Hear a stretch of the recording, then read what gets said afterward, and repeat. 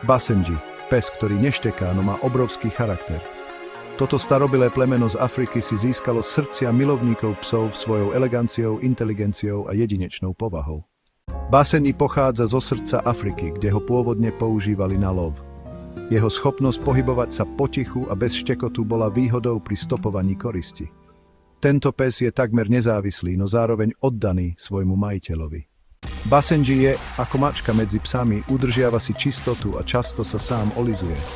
Sú známi svojou tvrdohlavosťou, no aj veľkou inteligenciou. Ak hľadáte poslušného psíka na každé slovo, Basenji vás možno prekvapí.